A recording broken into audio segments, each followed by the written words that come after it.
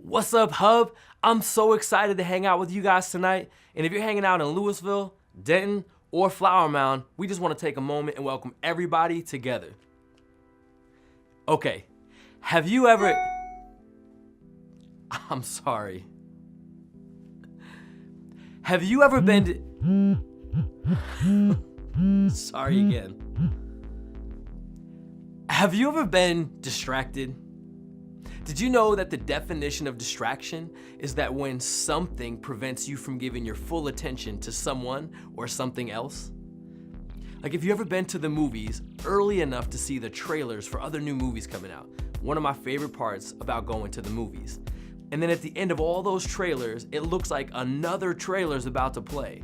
But in reality, they're just playing a short, funny film to remind you to silence your phone. And it's funny, but they do that at every theater before every movie because they know that if that phone goes off in the middle of the movie, it will distract everybody from the screen and pull their attention to that person's phone.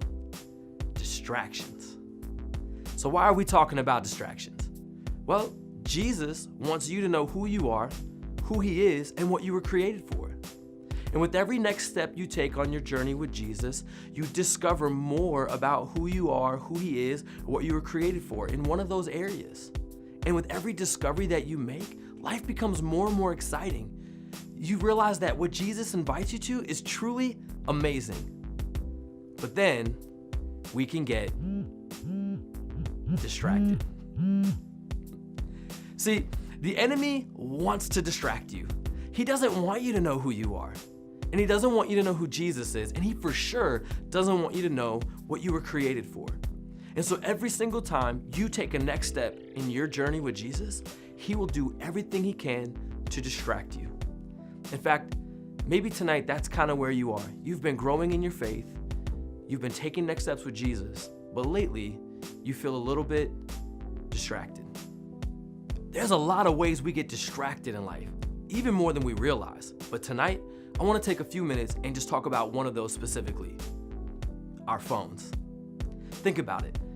Remember a time when you decided, man, I want to read my Bible. And so you open your phone, and before you knew it, all your time was gone. And you spent it on social media, Instagram, or Snapchat, and never actually got around to opening the Bible app. Or how about that time you wanted to go on YouTube and watch a quick video? And before you knew it, you spent endless hours on it and forgot to do your homework. Or that time that you just didn't do the chores at your house because you got so caught up and distracted playing Fortnite on your phone. See, it's easy to get distracted, but living the abundant life that Jesus offers us, it requires being intentional. I remember one time, my wife and I, we were at the Zone and we were racing go-karts.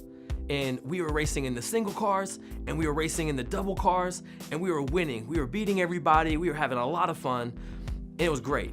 And then on the second lap of one of these races, we came around the corner, and this guy was riding with his son, and they had collided just right into the wall. They were going full speed and slammed into the wall.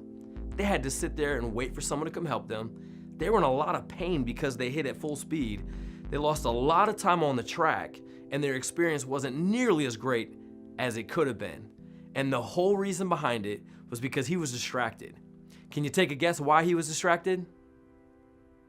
That's right, his phone. He was trying to FaceTime while driving full speed on his go-kart, and that didn't go so well. Guys, it's easy to get distracted. So tonight, let's take a few minutes and talk about our phones and how to have a healthy relationship with them. They're not bad.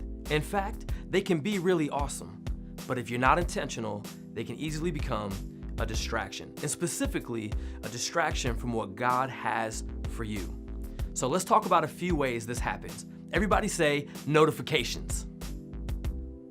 Have you ever been in a deep conversation with a friend and it seems like they're really listening to you?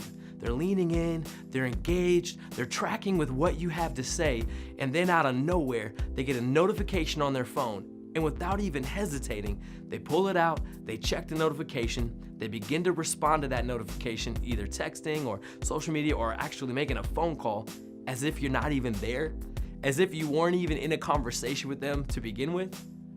Or how about that time you were sitting in class and you got a notification on your phone. And immediately you were distracted from anything the teacher had to say. And all you could think about was, if I don't check this, the whole world could be falling apart right now. And so you check it, and then you get in trouble for being on your phone in class. Have you ever been there? Yeah, me too. But what if we just waited to check our notifications? Like, what if we just stopped and waited to check them later and lived in the moment? What if we started to enjoy the life that was right in front of us right now? Everybody say social media. How do we know when social media is becoming a distraction or not? I think there's two really important questions that we can ask ourselves. The first one is simply, what is the content on our social media?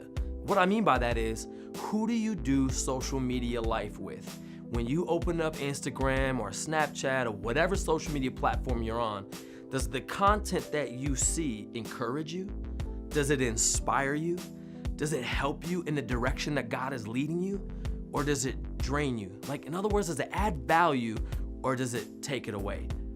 And I think the second question is, how much time do we spend on social media?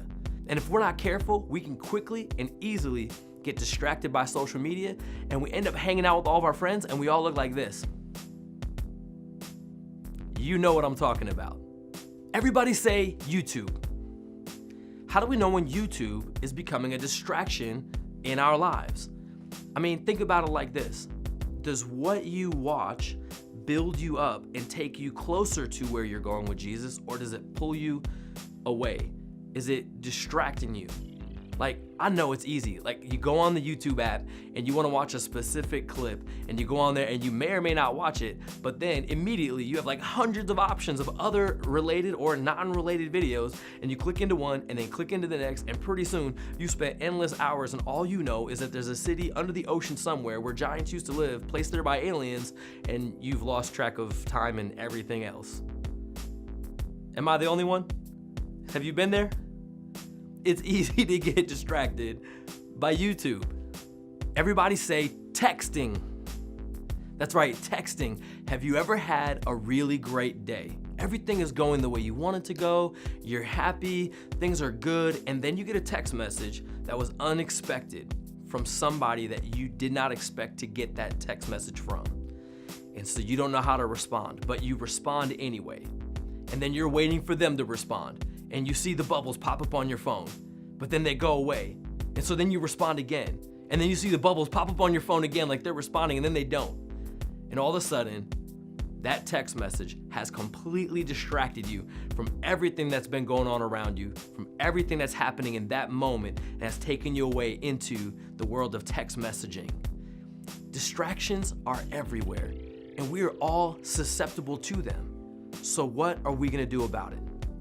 Well, the Bible says in Hebrews chapter 12, therefore, since we are surrounded by such a great cloud of witnesses, let us throw off everything that hinders and the sin that so easily entangles, and let us run with perseverance the race marked out for us, fixing our eyes on Jesus, the pioneer and perfecter of faith.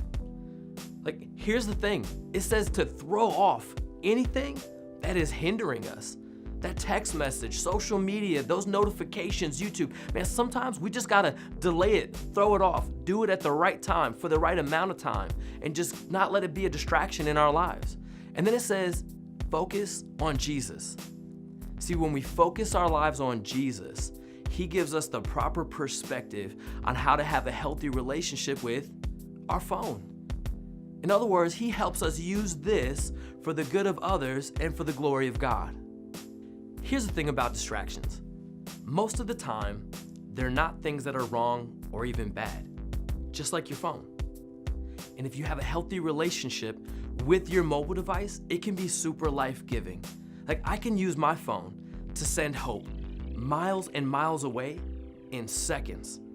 With a click of a button, I can impact somebody's life and point them towards Jesus and make a meaningful change in their life by using my mobile device. And so when I learn how to be intentional, instead of being distracted, I can actually use this for the good of others and for the glory of God. And instead of being distracted,